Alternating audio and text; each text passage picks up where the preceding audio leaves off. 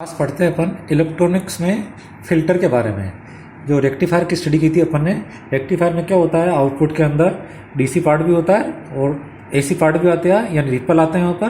तो रिपल को कम करने के लिए इलेक्ट्रॉनिक उपकरणों में अत्यल्प उर्मिका गुणांक वाली दिष्ट धारा की आवश्यकता होती है। इसलिए दिष्ट कार्य की निर्गत स्पंदमान वोल्टता में से प्रत्यावर्ती घटक को अलग करते हैं। इस प्रक्रिया को स्मूथिंग कहते हैं। स्मूथिंग प्रक्रिया को करने वाले विद्युत परिपथ फिल्टर कहलाते हैं। फिल्टर परिपथ प्रेरक कुंडली और संधारित्र के संयोजन से बनाए जाते हैं। और फिल्टर कई प्रकार के होते हैं। मुख्य रूप से हैं shunt capacitor filter, series inductor filter, L section filter, pi section filter. तो सबसे पहले देखिए शंट कैपेसिटर फिल्टर क्या होता है। बता रखा है सर्किट में। ये पहले हाफ वेव रेक्टिफायर बताया ऊपर 3.61 में। तो हाफ वेव रेक्टिफायर का आउटपुट बता रखा है 3.62 में। ऐसे फुल वेव रेक्टिफायर बता रखा है, फुल वेव रेक्टिफायर का भी आउटपुट बता रखा है। तो जो इस प्रकार से फिल्टर को अलग करने की जो मेथड है, इसमें संधारित्र सी की दिष्ट कार्य के निर्गम में लोड प्रतिरोध के समांतर लगाया जाता है। ये चित्र में दिखा रखा है। संधारित्र सी का मान इस प्रकार लेते हैं कि इसकी प्रतिबाधा XC 1/ωc लोड प्रतिरोध की तुलना में अत्यल्प हो, ताकि संधारित्र स्पंदमान निर्गत वोल्टता के प्रत्यावर्ती घटक को बाईपास कर दे। फिल्टर के रूप में उपस्थित संधारित्र सी आवेशित होकर ऊर्जा संग्रहित करता है, और जब लोड पर वोल्टता घटती है तो यह लोड के द्वारा अनावश्यक होकर वोल्टता नियत रखने का प्रयास भी करता है।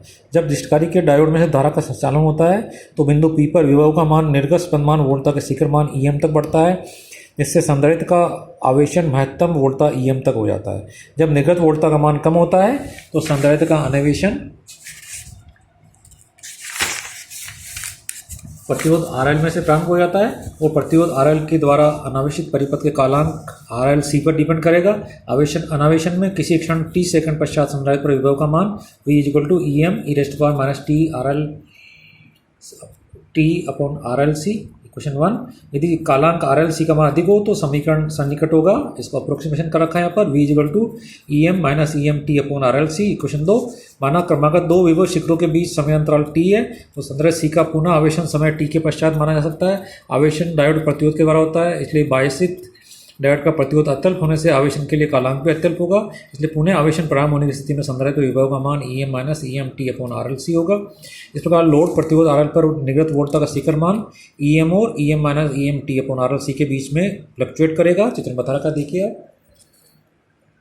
और ये जो फ्लक्चुएशन है, इसको यदि अपन यहाँ पर देखें तो ये सब चित्र में दिखाया है। मैक्सिमम वोल्टेज और जो न्यूनतम वोल्टेज है उनके इससे अपन प्रत्यावर्ती वोल्टता का शिखर मान दे सकते हैं। शिखर मान होगा EMT/2RLC के मिश्रण से बना मान सकते हैं। यह प्रत्यावर्ती वोल्टता फिल्टर से निर्गत उर्मिका वोल्टता कहलाएगी।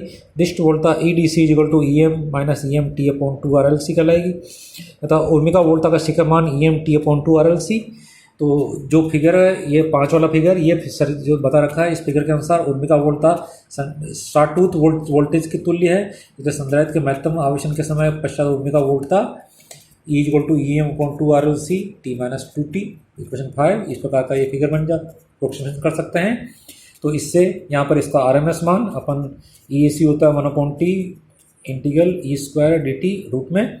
यहाँ पर वैल्यू सब्स्टिट्यूट कर दें E की, ये वैल्यू सब्स्टिट्यूट कर दें इक्वेशन 5 से। तो अपने को जो EAC है वो इक्वेशन 6 के रूप में EMT/2√3RLC के रूप मिल जाएगी। चूंकि उर्मिका गुणांक उर्मिका वोल्टता के वर्ग मध्य मूल मान और दिष्ट वोल्टता के अनुपात को कहते हैं, इसलिए उर्मिका गुणांक यहाँ पर EAC/EDC, और ये मान हो जाएगा इस प्रकार से EMT/2√3RLC और 1/EM-EMT/2RLC। तो इससे रिपल फैक्टर हो जाएगा T/2√3 ब्रैकेट में RLC-T/2। अप्रोक्सीमेशन ये रिपल फैक्टर T/2√3RLC के रूप मिल जाएगा, इक्वेशन मिल जाएगी। तो अर्धतरंग दिष्ट कार्य के लिए समय अंतराल T = 1/f होता है। तो अर्धतरंग दिष्ट कार्य के लिए इक्वेशन 8 से दे सकते हैं अपन। और फुल वेव रेक्टिफायर के लिए 1/2f होता है, तो इक्वेशन 9 मिल जाती है। तो इस प्रकार से C की वजह से यहाँ पर फिल्टर का यूज़ करके अपन ये वोल्टेज यहाँ पर रिपल फैक्टर कम कर सकते हैं। Thank you, bye.